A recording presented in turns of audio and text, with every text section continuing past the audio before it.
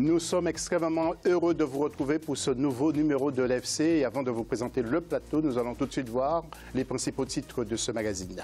D'abord, nous partirons d'habitude pour parler des coupes, Ligue des Champions, Coupe de la Confédération. Et nous irons également à Yaoundé pour voir comment évolue le dossier de la CAN 2019. Deuxième grand titre, eh bien, nous irons vers l'Afrique du Nord pour faire escale au Maroc et évoquer le dossier de candidature pour le Mondial 2026. Et puis troisième titre, c'est un retour sur les demi-finales de la Ligue des Champions Europe et analyse sur les rencontres prévues ce mardi et mercredi 21 février et nos joueurs en Europe. Sur notre plateau, permettez-moi de vous présenter nos invités. Tout d'abord, Zineb Elouari, elle est journaliste à France 24 et pendant ses heures libres, elle est aussi footballeuse, n'est-ce pas, Zineb? Tout à fait. Bonjour José, bonjour tout le monde. Vous jouez de temps en temps quand même un peu? Bien sûr, j'essaie difficilement avec le travail, mais j'essaie quand même de 2 à 3 fois par semaine. Priorité aux femmes, vous permettez Valérie, et je présente la deuxième femme de cette émission, c'est Joël Montlouis. Joël, bonsoir. Bonsoir José. Un peu de foot aussi, paraît-il, de temps en temps? Ah, beaucoup moins que Zineb, quand même. Mais bon, j'essaye quand même de garder la forme. Et Valérie qui a pris sa retraite, qui pense fêter son jubilé bientôt? Oui, bah, mais je joue déjà tous les dimanches, sport santé avec des amis, et toujours une joie de se retrouver tous les dimanches comme ici d'ailleurs. Ancien international gabonais. Tout de suite après ça, la question aux internautes.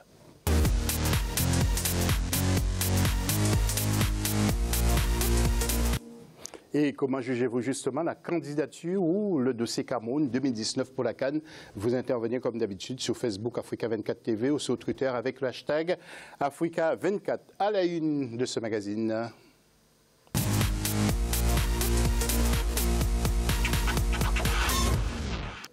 Et nous démarrons avec la phase préliminaire de la Ligue des Champions, match retour prévu ce 20, 21 et 24 février. Notre rédaction s'est penchée sur ce prochain tour avec Marcel Farba-Maroun.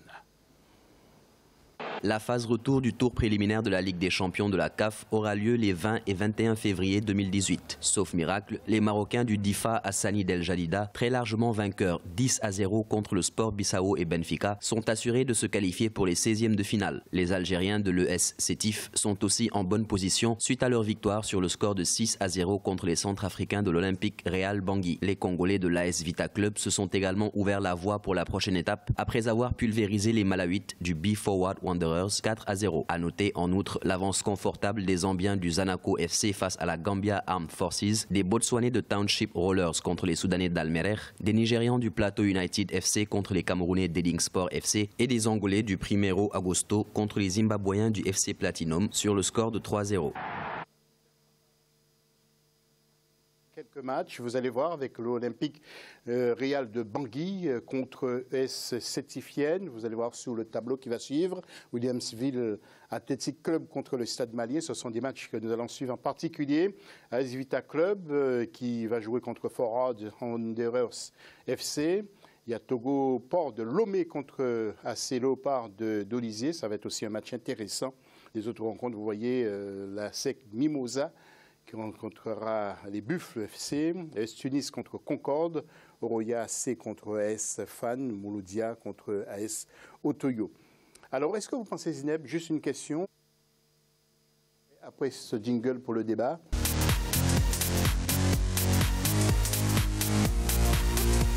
Ça va être très compliqué parce que ça serait bien, pour le football marocain aussi parce qu'on en parle. En ce moment, il se passe beaucoup de choses au Maroc. Mais je pense que ça va être difficile de refaire le même parcours qu'ils ont fait l'année dernière, remporter la Champions League ou même arriver au dernier carré parce qu'il se passe beaucoup de choses dans ce club. L'entraîneur a été éjecté. Beaucoup de joueurs sont partis. Je parle de Ben Sharki qui a signé en Arabie Saoudite.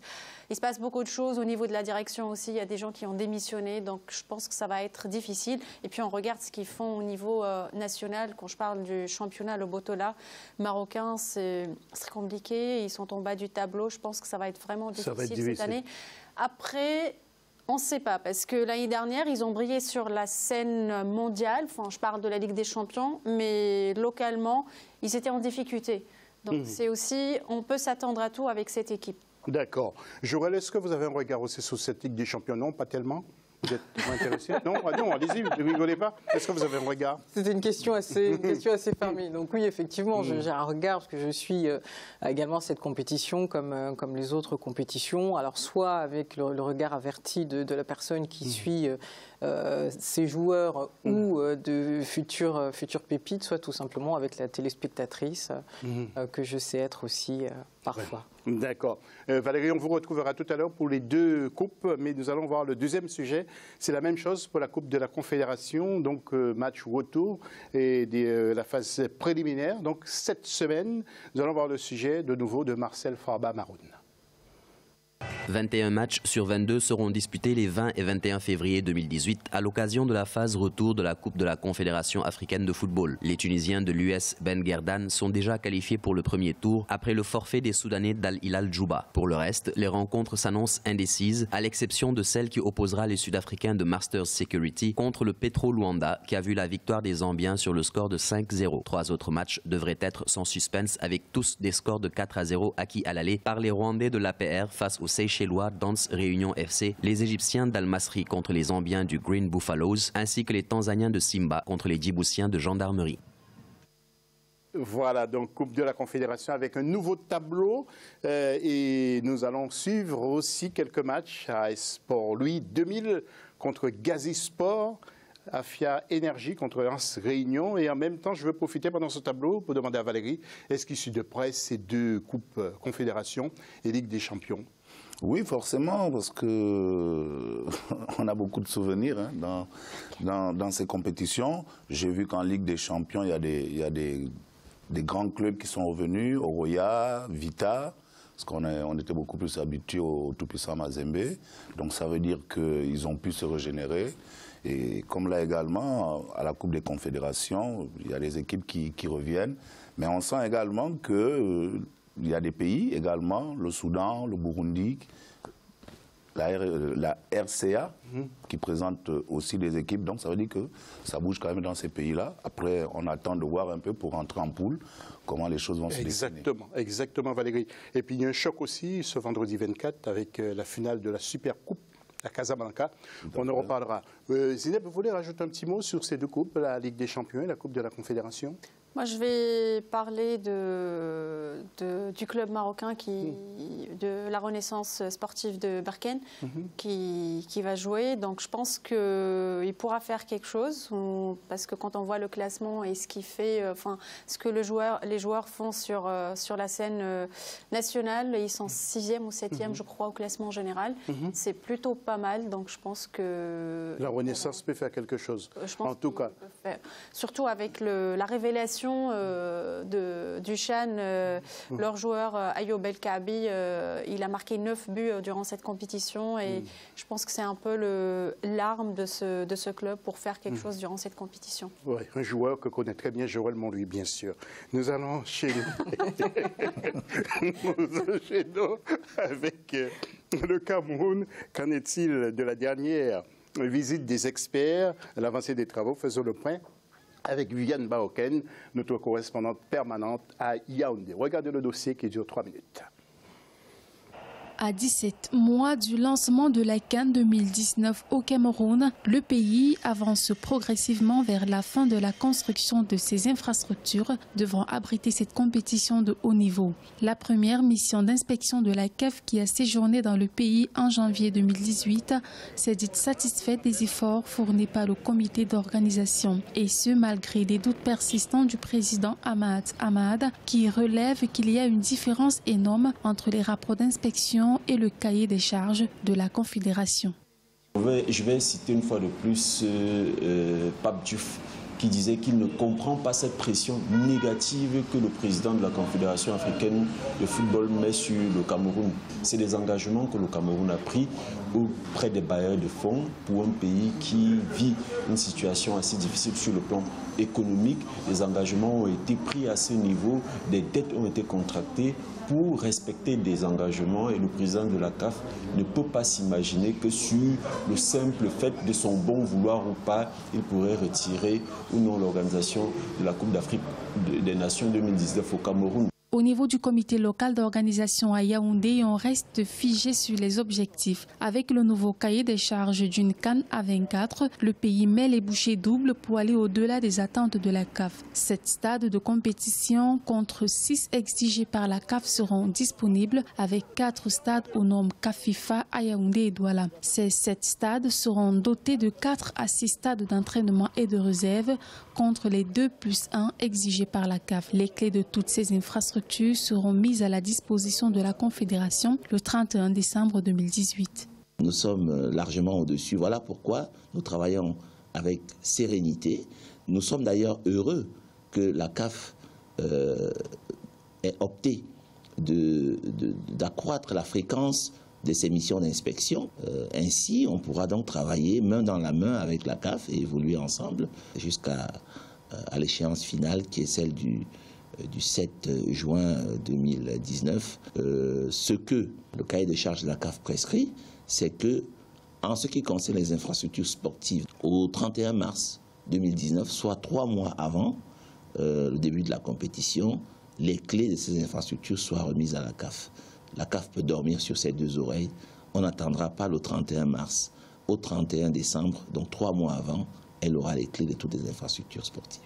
47 ans après sa dernière CAN organisée, le Cameroun abritera pour la première fois une CAN à 24 équipes contre 16 depuis plus de 30 ans. Cet engagement a été pris par le chef de l'État Paul Biya afin de taire les doutes et les rumeurs alimentées autour de l'incapacité du pays à organiser cette compétition. Oui, Valérie, je m'adresse à vous pour commencer. Retirer cette CAN 2019 au Cameroun, ça créerait un gros problème diplomatique, selon vous. Mais est-ce qu'il faut laisser au Cameroun sa CAN 2019? Non, mais je pense déjà que ça crée un problème au niveau de la CAF parce que ce sont eux qui ont décidé de passer de 16 à 24 équipes. Donc le Cameroun, lors de l'attribution, était préparé pour recevoir 16 équipes. Donc aujourd'hui, il faut réorganiser, il faut revoir un certain nombre de choses. Plus de participants, ça veut dire plus de stades, ça veut dire au niveau sécuritaire, ça veut dire au niveau de l'accueil, de l'hébergement. Donc, il y a beaucoup de choses qu'il faut revoir. Je pense que également la CAF, qui est l'organisatrice de ce genre d'événement, doit mettre de l'eau dans son vin parce que on met des cahiers de charges pour les pays qui abritent la compétition, qui sont dans un contexte économique et financier compliqué. Donc ça veut dire que l'État doit s'engager pour financer des infrastructures sportives qui ne serviront que lors de cette compétition parce que leur rentabilité après compétition n'est pas certaine. Oui, mais donc à partir de ce moment, je pense que pour le Cameroun qui est déjà détenteur de la CAN, ils vont mettre les bouchées doubles pour pouvoir répondre présent. Ça fait 47 ans qu'ils n'ont pas organisé. C'est un pays leader dans notre football africain, donc je pense que ce ne serait pas de bon augure que la CAF pense retirer la compétition au Cameroun. Joël, quel est votre point de vue sur ce dossier, vous? Alors c'est un petit peu compliqué parce que d'un seul coup j'entends, comme l'indique Valérie, le changement du nombre d'équipes et l'incidence sur les infrastructures, mais à ce jour, même les infrastructures initiales ne sont pas sorties de terre. Donc il y a un vrai retard. Ensuite, du côté de la CAF, effectivement, ils ont cette obligation d'être prêts.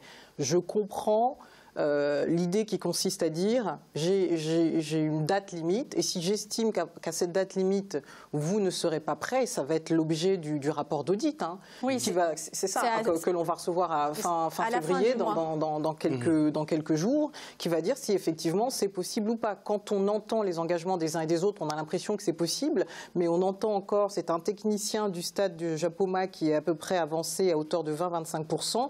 Nous avons espoir qu'avant la date fixée pour la CAN, tout sera prêt. Donc on a vraiment l'impression qu'on se raccroche à quelque chose qui est absolument pas tangible, tel que l'espoir, etc., etc. Effectivement, il y a un événement qui doit être prêt. Derrière, la CAF a des engagements, des partenariats, et il ne peut pas se permettre effectivement que tout tombe. Oui, alors le Maroc n'est pas intéressé, peu ou prou, par l'organisation. Vous, Zineb, vous qui êtes journaliste marocaine. Je pense que c'est un peu normal parce que le Maroc, pour le moment, il se concentre sur sa candidature pour l'organisation de la Coupe du Monde 2026, qui représente un grand événement pour eux. Je pense que c'est devenu vraiment, ces derniers mois, la priorité pour le Maroc. Mais ce serait un plus dans son dossier de candidature, de pouvoir organiser ça. Ce serait un bon essai. Oui, mais je pense que ça va être...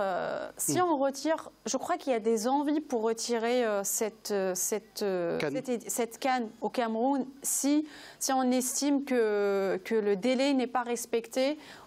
Mais derrière, je pense que la priorité pour le Maroc maintenant, c'est vraiment la Coupe du Monde. Après, il y a beaucoup de choses qui se passent au Cameroun. Récemment, il y a le chef... Vous avez une info? Ouais. Il y a le chef, c'est une info qui date de 2 jours, c'est le chef du projet, le stade d'Olembe qui a démissionné il y a quelques jours.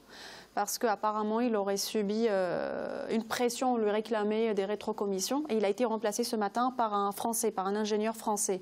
Donc il y a ça aussi, je pense qu'il y a beaucoup de problèmes. Le Maroc aujourd'hui, c'est sûr qu'il est prêt pour accueillir cette édition parce qu'au niveau des infrastructures, c'est plutôt pas mal pour accueillir ce genre de compétition. Mais je pense que ça va créer peut-être pas un gros problème diplomatique, mais ça risque de créer des tensions. Mais politiquement, ce serait une catastrophe pour le Cameroun. Oui. Là, vraiment... Exactement. Même sportivement. Avec les élections présidentielles même qui arrivent derrière. Merci surtout beaucoup. à quelques mois de l'édition. Je suis vraiment désolé, le temps nous est écoulé. On se retrouve tout à l'heure pour la deuxième partie pour parler justement du Maroc. Je pense que vous aurez beaucoup à dire sur cette candidature pour le Mondial 2026. À tout de suite.